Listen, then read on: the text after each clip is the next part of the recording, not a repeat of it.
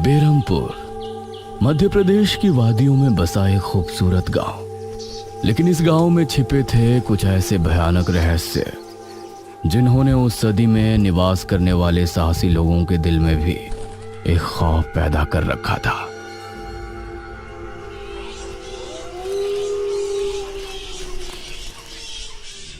आज तो बहुत दिनों के बाद मित्रों से मिलना हो रहा है, बहुत आनंद आएगा। अरे मदन, कहाँ जा रहा है इस समय? पिताजी, मेरे मित्रों से इतने दिनों बाद मिलना हो रहा है। वो सुबह होने पर वापस नगर चले जाएंगे। अरे तुझे पता नहीं क्या, आज शनिवार की रात है। आज के दिन निशिर मोलो गांव में घूमते हैं। पिताजी, चाहे निशिर मोलो आए या नरकासुर, मुझे आज मेरे मित्रों से मिलने से कोई नहीं रोक सकता। ठीक है, लेकिन ध्यान रहे, जैसे ही तुमको उनके कदमों की आहट सुनाई दे और उनका वो मंत्र जिसको वो दोहराते हुए आगे बढ़ते हैं, तो उन्हें बिना देखे किसी ऐसी जगह छिप जाना जहां से ना वो तुमको देख सके ना तुम उनको। और जब तक उनकी आवाज आना बंद ना हो जाए उनके सामने नहीं आना। वो 4 भयानक आदमी होते हैं जो अपने कंधों पर एक ताबूत को उठाए होते हैं, और अगर कोई उन्हें देख ले तो वो जिंदा नहीं बचता। मुझे पता है पिताजी, अब मैं चलता हूँ। यह कहकर मदन घर से निकल गया, लेकिन उसके पिता के चेहरे पर उसकी फिक्र साफ नजर आ रही थी। निशिर मोलो आ जाएंगे और साथ ले जाएंगे। ऐसा लगता है कि हमारे गांव के लोग अभी भी दूसरी सदी में जी रहे हैं। वो तेज तेज कदमों के साथ आगे बढ़ रहा था। कुछ देर बाद उसे जंगल की तरफ एक पगडंडी वाला रास्ता नजर आया। यहां से जाऊंगा तो जल्दी पहुंच जाऊंगा, यहीं से आगे बढ़ता हूँ। बिना ज्यादा सोचे वो जंगल के अंदर बने उस पगडंडी वाले रास्ते पर आगे बढ़ गया।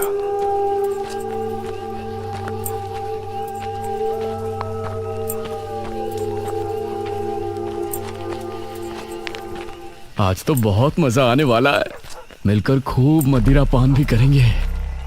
तभी उसे भारी कदमों की आहटों के साथ कुछ आवाजें सुनाई देने लगी। इन आहटों और आवाजों को सुनकर वह एकदम से चौंक पड़ा और उसकी आंखें डर से बड़ी हो गईं। हे भगवान!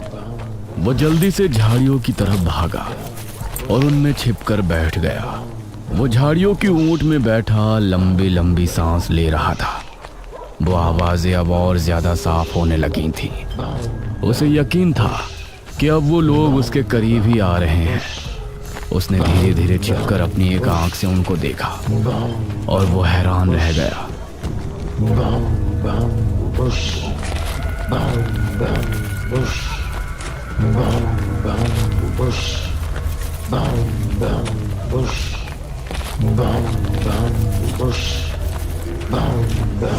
हे भगवान, मैंने इन्हें देख लिया। हाँ। मदन पूरी तरह से झाड़ियों में छिप गया और कुछ देर अपनी सांस तक रोके वहां छिपा रहा। फिर उसने धीरे से झांक कर देखा तो अब वो लोग कहीं नजर नहीं आ रहे थे। हाँ, लगता है चले गए। वो वहां से निकला और दोनों तरफ देखा तो वहां कोई नजर नहीं आया। हाँ, शुक्र है भगवान। उसने एक कदम बढ़ाया ही था कि तभी उसे फिर से वही आवाजें अपने ठीक पीछे से सुनाई देने लगी। उसने एक झटके से पलट कर देखा तो वो चारों ताबूत वाले शख्स ठीक उसके पीछे खड़े थे।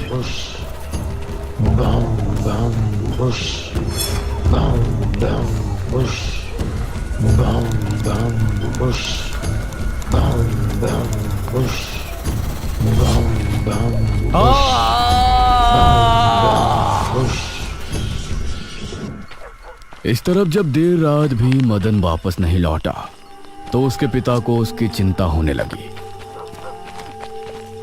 उसने गांव के एक आदमी विपुल को साथ लिया और जंगल की तरफ रवाना हुआ।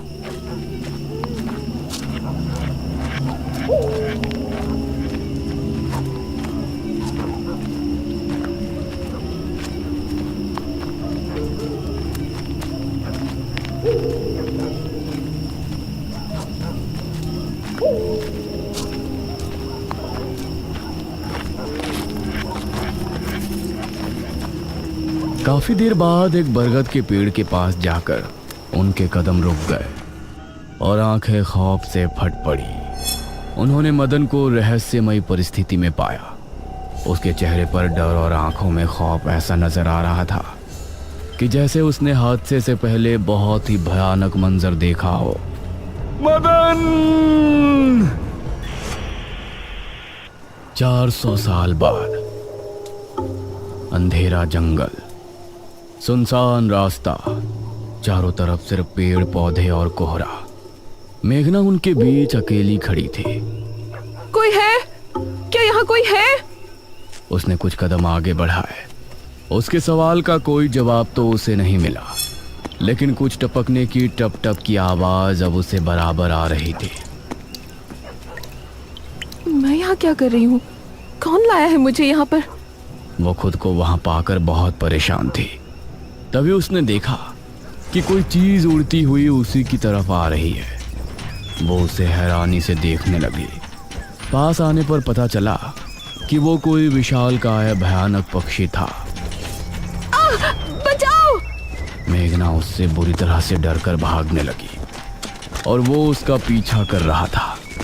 मेघना ने उसे पीछे पलटकर देखा तो वो उसको पकड़ने ही वाला था, लेकिन तभी मेघना एक पेड़ से टकराई। उसने देखा कि उस पेड़ से हरे रंग का पानी टपक कर नीचे गिर रहा था। मेघना उस हरे पानी को गौर से देख रही थी। तभी अरे ओ मेघना, उठ जा यार, कब तक सोएगी? मेघना आंखें मलते हुए नींद से जागी। उसने देखा कि सुबह के 9 बज चुके थे। ओह शिट, हम तो लेट हो गए। तूने मुझे उठाया क्यों नहीं? मेघना अपनी एक पार्टनर इशिता के साथ दिल्ली में रह रही थी, जहां वो एक लैब में काम किया करती थी। दोनों ने साथ नाश्ता किया और फिर तैयार होकर अपनी लैब के लिए निकल गई।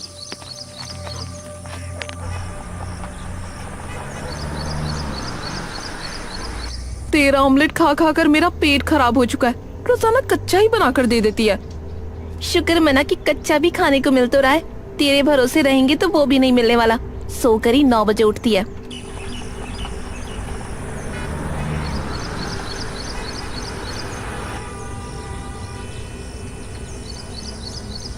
ये दोनों लैब में पहुंची और वहां जाते ही इशिता के पास प्रोफेसर जयदेव की कॉल आई। तुम दोनों ने इस बार बहुत समय ले लिया है। जो एंटीडोट बनाने का काम तुमको दिया था वो पूरा करोगे या नहीं? प्रोफेसर साहब, बस ये समझ लीजिए कि काम होने ही वाला है। आप हमें 3 दिन का समय और दीजिए। ये कहकर उसने कॉल काट दिया। तो इतने दिनों से प्रोफेसर को घुमा रही है, आखिर तू ये एंटीडोट तैयार करेगी कैसे? ये सुनकर इशिता ने एक किताब निकाली।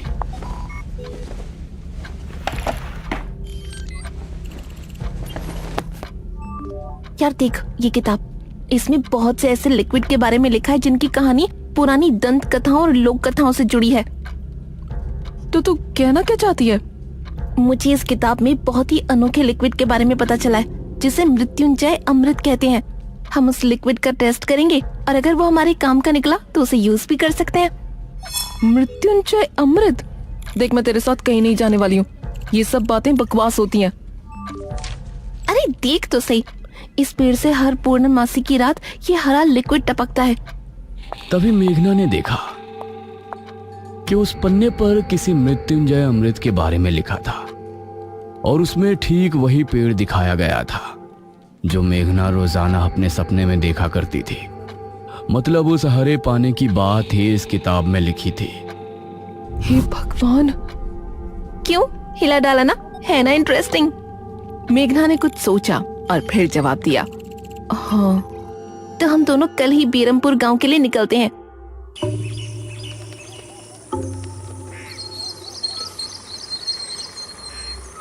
ये दोनों अगली सुबह ही बस से बेरमपुर के लिए निकल गई।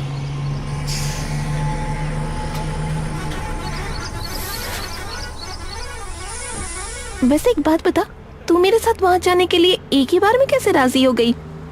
मेघना ने सच को छिपाते हुए कहा, ऐसी अनोखी चीज देखने के बाद भला कौन नहीं होगा जो इसको देखना नहीं चाहेगा? ओहो, ये हुई ना बात। मैंने तुझे पार्टनर बनाकर कोई गलती नहीं की।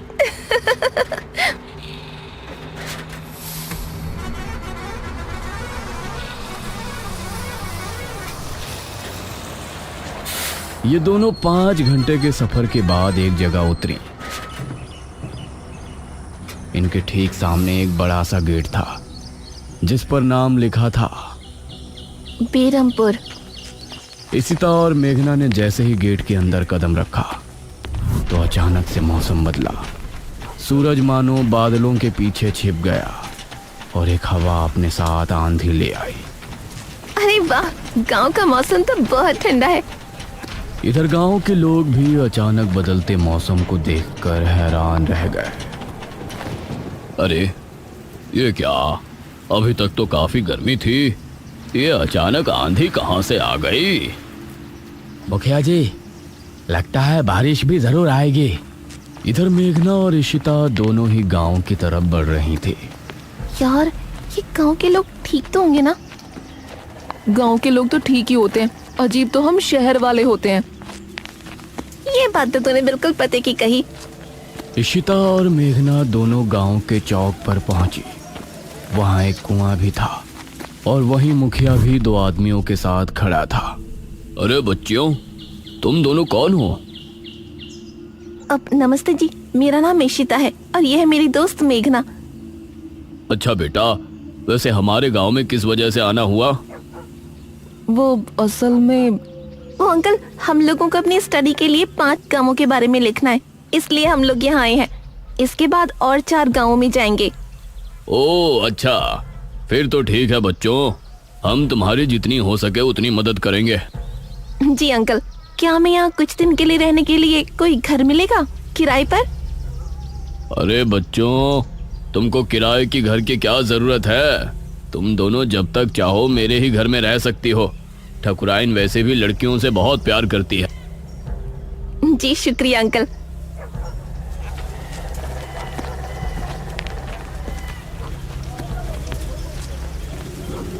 मुखिया इशिता और मेघना को अपने घर ले आया।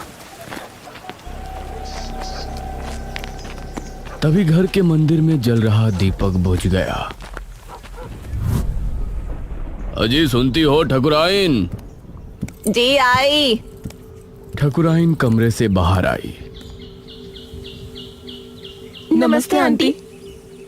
नमस्ते बेटा। ओ जी, ये प्यारी प्यारी बच्चियां कौन है? ये दोनों शहर से अपनी पढ़ाई के सिलसिले में आई हैं। हमारे गांव के बारे में लिखना चाहती हैं। वो क्या होता है रे, वो रिसर्च करने आई हैं। तभी वहां पर एक और लड़का आया। क्या कहा? हमारे गांव पर रिसर्च? इशिता और मेघना ने उसे देखा। भला हमारे बेवकूफ गांव में आपको क्या मिल सकता है? ये सुनकर इशिता और मेघना हैरान रह गई। चुप करो अनुज, ऐसे कोई अपने गांव में बोलता है क्या? ये मेरा बेटा है अनुज। अनुज ने मेघा और इशिता की ओर देखा और उन्हें हाथ जोड़कर नमस्ते किया। नमस्ते बेटा अनुज, जरा इन दोनों को वो खाली कमरा दिखा दो जो तुम्हारे कमरे के बराबर में है। ठीक है पिताजी, आओ देवियों। देवियों? अनुज कॉरिडोर से होते हुए उनको कमरा दिखाने ले जाने लगा। इसी समय गांव के मंदिर में बैठा पुजारी भगवान की आरती कर रहा था।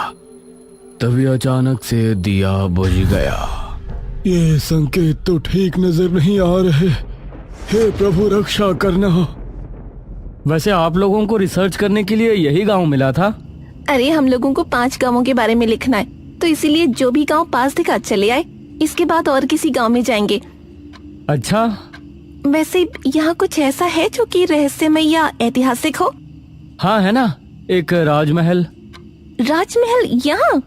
हाँ, 400 साल पहले जो यहाँ के राजा हुआ करते थे, उनका महल। वैसे अनुज, क्या तुम हमें उस महल में लेकर चलोगे?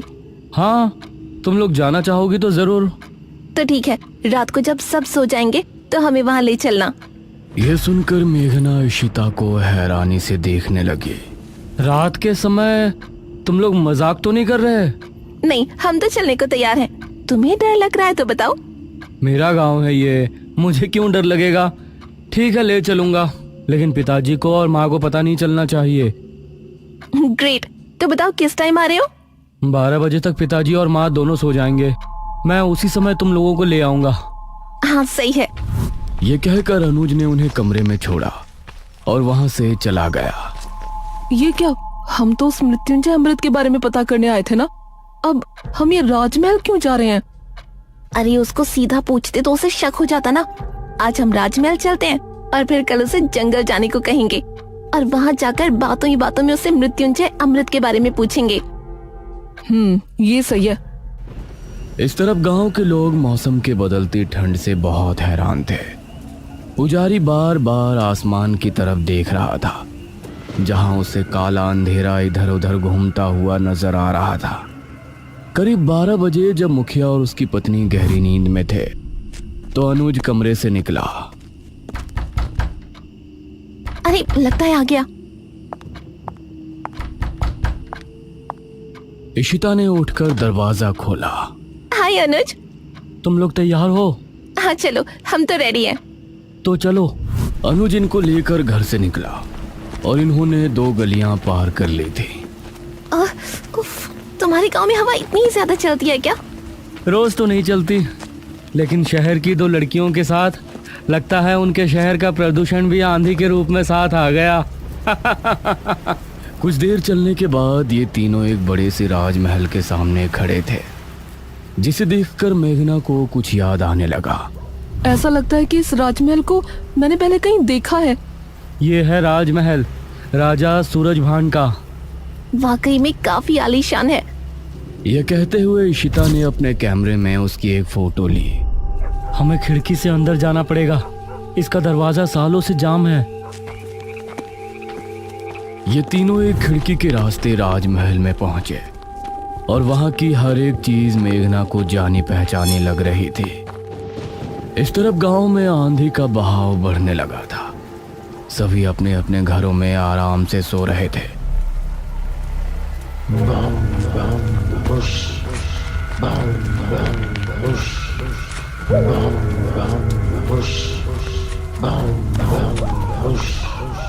अरे ये आवाज तो निशिरमोलो। गांव के सभी लोगों के दिलों में खौफ उतर आया। उसी समय मुखिया के कमरे में गांव का पुजारी हड़बड़ाता हुआ पहुंचा। मुखिया जी उठिए। मुखिया चौंकता हुआ नींद से जागा। क्या हुआ पुजारी जी, इतनी रात में आप? गांव में निशीर मोलो की आवाज गूंज रही है, सब बहुत डरे हुए हैं।